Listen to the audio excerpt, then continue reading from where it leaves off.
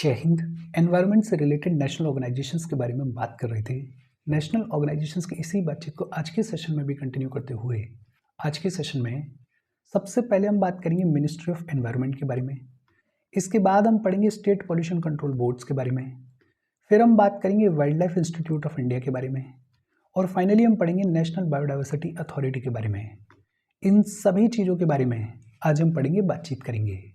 देखो शुरू करते हैं। सबसे पहले हम बात करेंगे ministry of environment, forest and climate change के बारे में।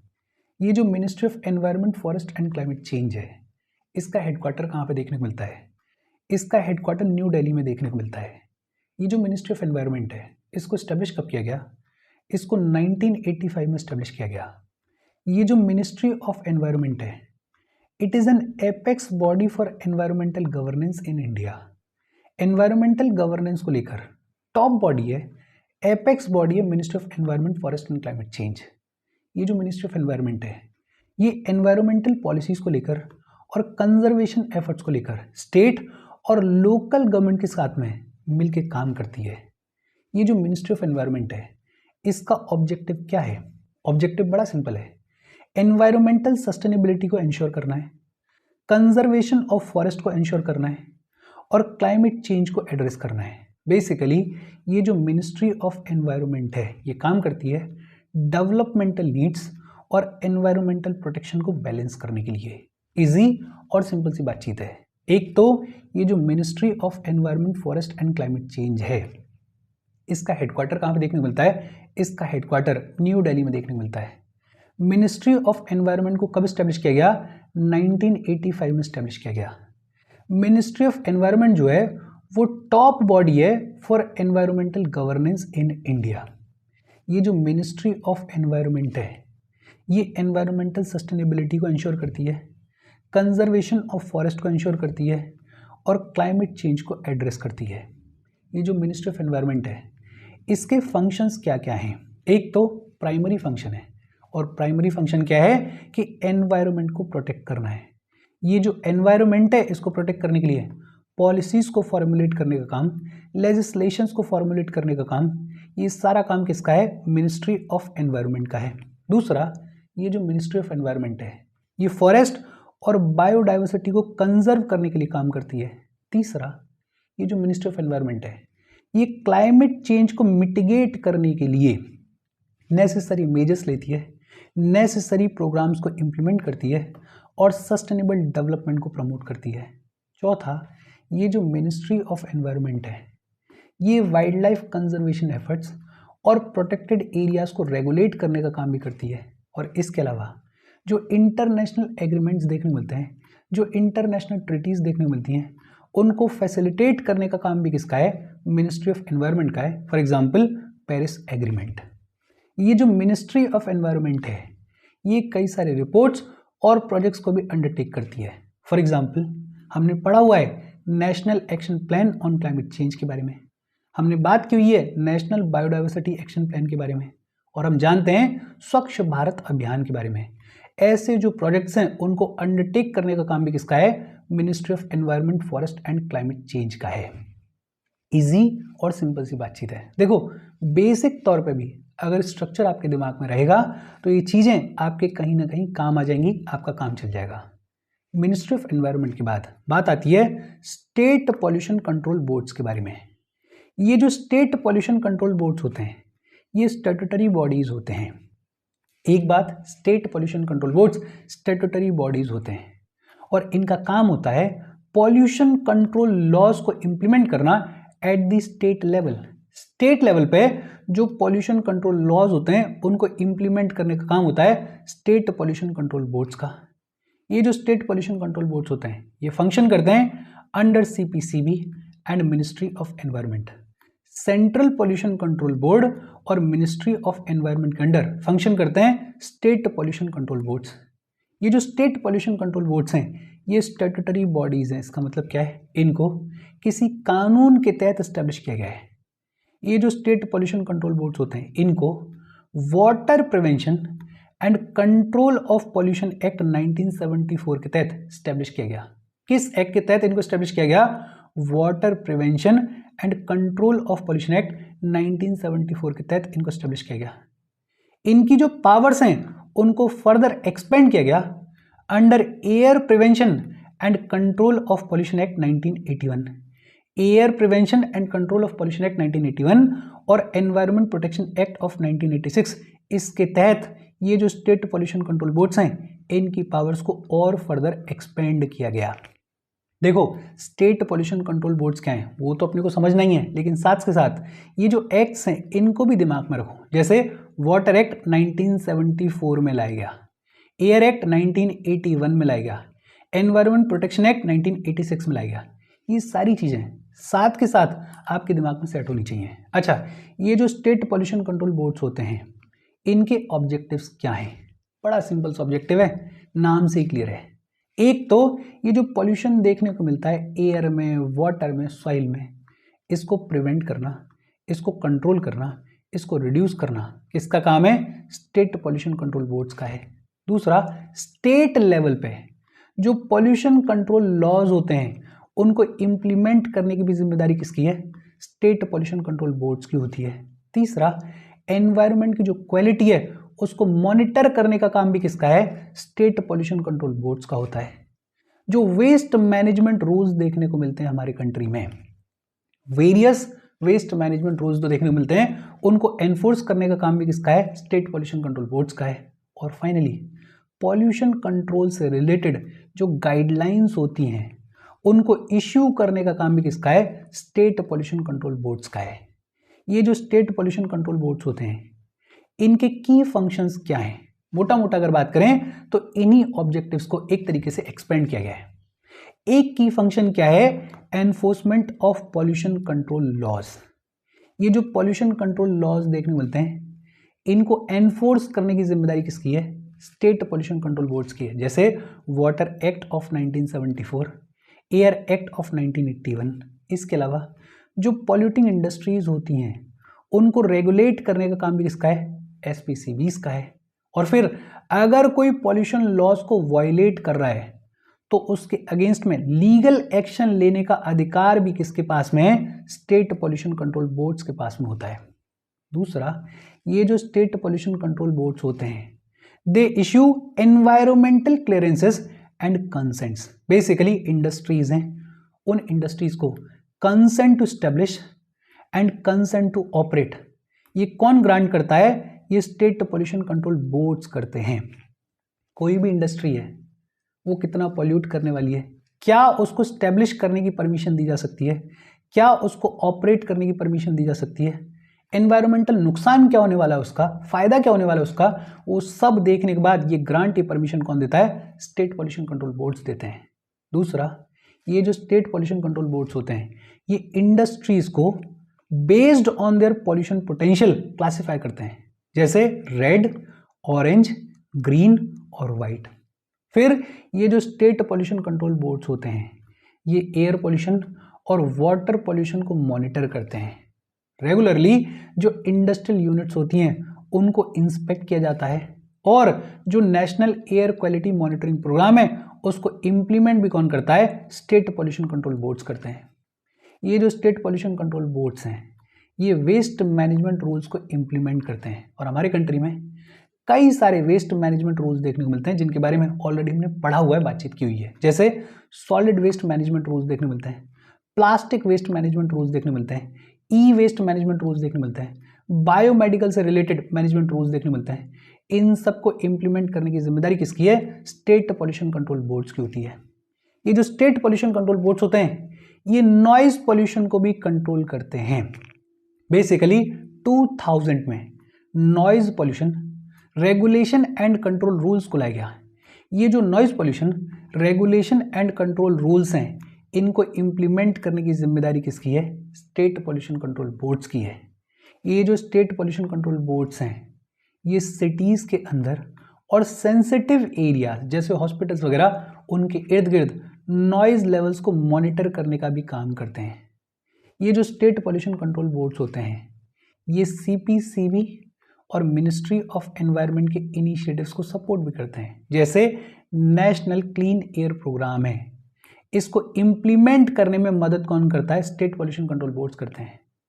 जो नेशनल ग्रीन ट्रिब्यूनल के ऑर्डर्स होते हैं उनको इंप्लीमेंट करने में सपोर्ट कौन करता है? स्टेट पॉल्यूशन कंट्रोल बोर्ड्स करते हैं। फिर इसके अलावा रिवर कंजर्वेशन है, पॉल्यूशन कंट्रोल है, इससे रिलेटेड जो भी प्रोग्राम्स होते हैं उनमें एक्टिवली ये जो स्टेट पॉल्यूशन कंट्रोल बोर्ड्स हैं ये पार्टिसिपेट करते हैं। अच्छा, इजी और सिंपल सी बातचीत है। देखो, स्टेट पॉल्यूशन कंट्रोल बोर्ड्स अगर बेसिक तौर पे देखें तो जो इंपॉर्टेंट चीजें हैं वो क्या है कि एक तो ये स्टैट्यूटरी बॉडीज होते हैं, स्टैट्यूटरी बॉडीज होते हैं और इनको स्टैब्लिश किया गया water prevention and control of pollution act 1974 के तहत।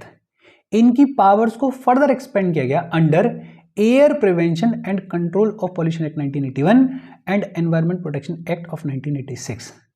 ये जो स्टेट पॉल्यूशन कंट्रोल बोर्ड्स होते हैं इनका मेन काम क्या है? स्टेट लेवल पे जो पॉल्यूशन कंट्रोल लॉज होते हैं उनको इंप्लीमेंट करना।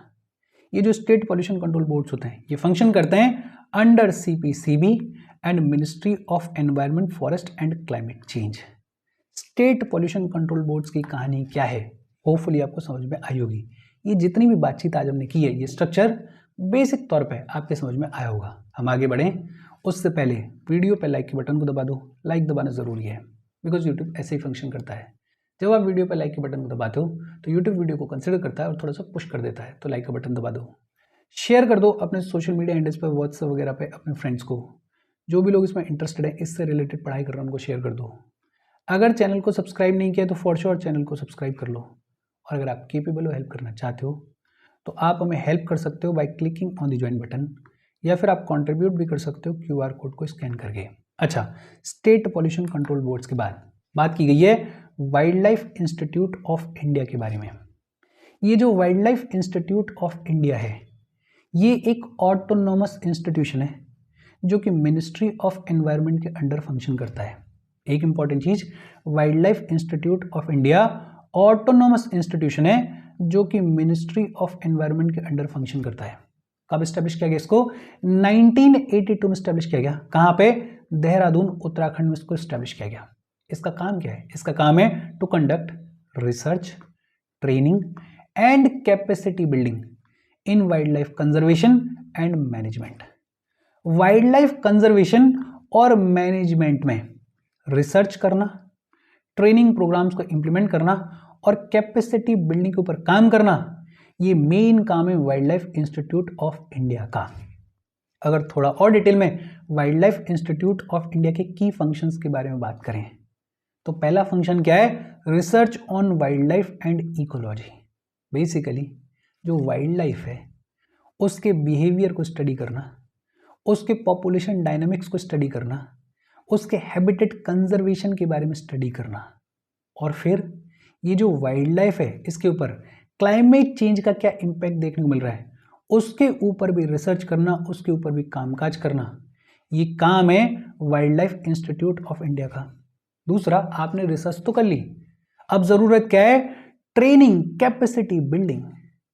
ये जो wild life institute of India है ये इंडियन फॉरेस्ट सर्विसेज के ऑफिसर्स को ट्रेन करने का काम करता है, स्टेट फॉरेस्ट डिपार्टमेंट पर्सनल्स को ट्रेन करने का काम करता है। ट्रेनिंग और capacity building one of the most important काम है wildlife institute of India का। इसके अलावा बायोडाइवर्सिटी कंजर्वेशन प्रोजेक्ट्स।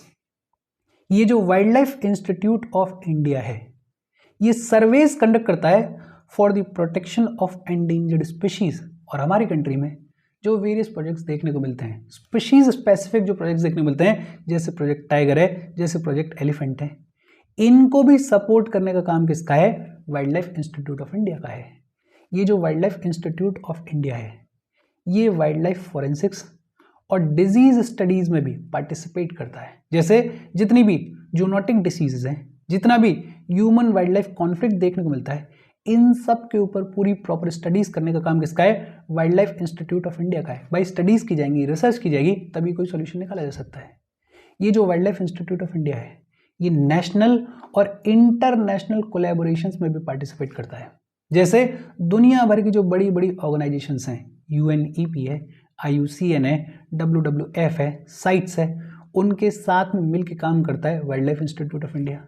और जितने भी इंटरनेशनल वाइल्ड लाइफ कन्वेंशंस हैं उनको इम्प्लीमेंट करने में उनको प्रॉपरली इंप्लीमेंट करने में असिस्ट करता है, मदद करता है wildlife institute of India. ये जो wild life institute of India है, ये हैबिटेट रिस्टोरेशन के ऊपर और प्रोटेक्टेड एरियाज के मैनेजमेंट के ऊपर भी काम करता है, और ये भी अपने आप में बड़ा सिग्निफिकेंट काम है। ये जो wild life institute of India है, इसके इतने सारे की फंक्शंस देखने को मिलते हैं। इन की फंक्शंस को इंप्लीमेंट करने के लिए wild life institute of India ने कई सारे इंपॉर्टेंट कंजर्वेशन इनिशिएटिव्स को भी इंप्लीमेंट किया है। जैसे प्रोजेक्ट टाइगर के अंडर टाइगर पॉपुलेशन को मॉनिटर करने का काम किसका है? Wildlife institute of India का है।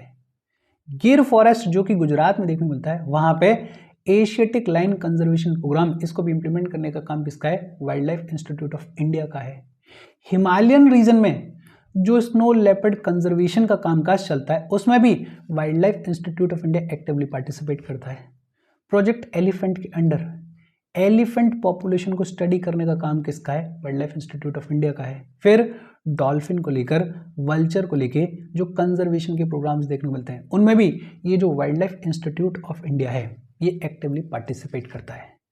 बेसिक सिंपल तौर पे wild life institute of India autonomous institution है, मिनिस्ट्री ऑफ एनवायरनमेंट के अंडर। इसको 1982 में स्टैब्लिश किया गया। कहाँ पे देखने को मिलता है? देहरादून, उत्तराखंड में देखने को मिलता है। इसका ऑब्जेक्टिव क्या है? वाइल्ड लाइफ कंजर्वेशन और मैनेजमेंट को लेकर रिसर्च, ट्रेनिंग और कैपेसिटी बिल्डिंग के ऊपर कामकाज करना काम है wildlife institute of India का। Wildlife institute of India के बाद बात की गई है नेशनल बायोडाइवर्सिटी अथॉरिटी के बारे में। ये जो नेशनल बायोडाइवर्सिटी अथॉरिटी है, ये एक स्टैट्यूटरी बॉडी है। अब ध्यान देना, इससे पहले हमने बात की थी स्टेट पॉल्यूशन कंट्रोल बोर्ड्स के बारे में, ये भी स्टैट्यूटरी बॉडीज होती हैं। और अब हम बात कर रहे हैं नेशनल बायोडाइवर्सिटी अथॉरिटी के बारे में। ये भी स्टैट्यूटरी बॉडी है अंडर मिनिस्ट्री ऑफ एनवायरनमेंट, और इसको 2003 में स्टैब्लिश किया गया under biological diversity act of 2002। National biodiversity authority is a statutory body. एक इंपॉर्टेंट चीज, कब स्टैब्लिश किया गया? 2003 में स्टैब्लिश किया गया। किस एक्ट के तहत? बायोलॉजिकल डाइवर्सिटी एक्ट ऑफ 2002 के तहत। किसके अंडर आती है? मिनिस्ट्री ऑफ एनवायरनमेंट के अंडर आती है। और ये जो नेशनल बायोडाइवर्सिटी अथॉरिटी है, इसका काम क्या है? इसका काम है to regulate access to biological resources and ensure fair and equitable sharing of benefits। ये जो बायोडाइवर्सिटी है, इससे जो भी बेनिफिट्स अराइज हो रहे हैं, उनका फेयर और इक्विटेबल शेयरिंग होनी चाहिए, और हमारे जो बायोलॉजिकल रिसोर्सेज हैं, उनका जो एक्सेस है, वो सभी को सही से होना चाहिए। उसको रेगुलेट करने का काम किसका है? नेशनल बायोडाइवर्सिटी अथॉरिटी का है। ये जो नेशनल बायोडाइवर्सिटी अथॉरिटी है, ये इंडिजीनियस बायोडाइवर्सिटी को प्रोटेक्ट करने के लिए काम करती है। बायोडाइवर्सिटी कंजर्वेशन की जो पॉलिसीज हैं, उनके ऊपर गवर्नमेंट को एडवाइस करती है, और कंजर्वेशन को प्रमोट करने के लिए काम करती है, सस्टेनेबल यूज को प्रमोट करने के लिए काम करती है, और बायोडाइवर्सिटी के ऊपर जो भी रिसर्च है उसको प्रमोट करती है। नाम से क्लियर है, बायोडाइवर्सिटी के लिए कामकाज करती है नेशनल बायोडाइवर्सिटी अथॉरिटी। ये जो नेशनल बायोडाइवर्सिटी अथॉरिटी है, इसका स्ट्रक्चर क्या है? एक तो इसमें चेयरपर्सन देखने को मिलते हैं। ये जो चेयरपर्सन होते हैं, इनको सेंट्रल गवर्नमेंट अपॉइंट करती है। चेयरपर्सन को कौन अपॉइंट करता है? सेंट्रल गवर्नमेंट अपॉइंट करती है। चेयरपर्सन के अलावा मेंबर्स देखने को मिलते हैं, और ये जो मेंबर्स देखने को मिलते हैं, ये एक्सपर्ट्स होते हैं बायोडाइवर्सिटी के, ये एक्सपर्ट्स होते हैं लॉ एंड एनवायरमेंटल फील्ड्स के। फिर स्टेट बायोडाइवर्सिटी बोर्ड्स होते हैं। ये जो स्टेट बायोडाइवर्सिटी बोर्ड्स होते हैं, ये भी एक्टिवली स्टेट लेवल पे काम करते हैं बायोडाइवर्सिटी को प्रोटेक्ट करने के लिए। और इसके अलावा बायोडाइवर्सिटी मैनेजमेंट कमेटीज होती हैं। ये जो बायोडाइवर्सिटी मैनेजमेंट कमेटीज होती हैं, इनके बारे में ऑलरेडी हमने पढ़ा हुआ है। इनको लोकल लेवल पे फॉर्म किया जाता है बायोडाइवर्सिटी को डॉक्यूमेंट करने के लिए और प्रोटेक्ट करने के लिए। ये जो नेशनल बायोडाइवर्सिटी अथॉरिटी है, इसमें एक चेयरपर्सन है जिसको सेंट्रल गवर्नमेंट अपॉइंट कर रही है, कुछ मेंबर्स हैं जो कि बायोडाइवर्सिटी लॉ एनवायरनमेंट पॉलिसीज उनके एक्सपर्ट्स हैं, फिर स्टेट लेवल पे बायोडाइवर्सिटी बोर्ड्स देखने को मिलते हैं और बायोडाइवर्सिटी मैनेजमेंट कमिटीज देखने को मिलती हैं। ये जो नेशनल बायोडाइवर्सिटी अथॉरिटी है, इसने बायोडाइवर्सिटी को कंजर्व करने के लिए कई सारे की इनिशिएटिव्स लिए हैं। जैसे एक पीपल्स बायोडाइवर्सिटी रजिस्टर देखने को मिलता है। ये जो पीपल्स बायोडाइवर्सिटी रजिस्टर देखने को मिलता है, ये ट्रेडिशनल नॉलेज और लोकल बायोडाइवर्सिटी को रिकॉर्ड करता है। People's biodiversity register traditional knowledge और लोकल बायोडाइवर्सिटी को रिकॉर्ड करता है। दूसरा, बायोलॉजिकल डाइवर्सिटी हेरिटेज साइट्स देखने को मिलती हैं। ये जो बायोलॉजिकल डाइवर्सिटी हेरिटेज साइट्स देखने को मिलती हैं, ये डिक्लेयर की जाती हैं for conserving unique biodiversity. Legal action against biopiracy, ये भी काम किसका है? नेशनल बायोडाइवर्सिटी अथॉरिटी का है। बेसिकली जो इलीगल यूज देखने को मिलता है इंडियन रिसोर्सेज का, उसके अगेंस्ट में लीगल एक्शन लेने का काम किसका है? नेशनल बायोडाइवर्सिटी अथॉरिटी का है। और ये जो नेशनल बायोडाइवर्सिटी अथॉरिटी है, ये जो बहुत इंपॉर्टेंट कन्वेंशंस हैं उनमें इंडिया का जो ऑब्लिगेशन है उसको इंप्लीमेंट करने का काम भी करती है। जैसे कन्वेंशन ऑन बायोलॉजिकल डाइवर्सिटी है, नगोया प्रोटोकॉल के बारे में हमने पढ़ा हुआ है, कार्टेजन प्रोटोकॉल के बारे में हमने पढ़ा हुआ है। ये जो प्रोटोकॉल्स हैं, ये जो कन्वेंशंस हैं, इनके तहत इंडिया का जो ऑब्लिगेशन है उसको इंप्लीमेंट करने का काम भी किसका है? नेशनल बायोडाइवर्सिटी अथॉरिटी का है। इजी और सिंपल सी बातचीत है। आज की बातचीत हम यहीं पर ख़त्म कर रहे हैं। कोई डाउट हो कमेंट करके पूछ लेना। Thank you very much.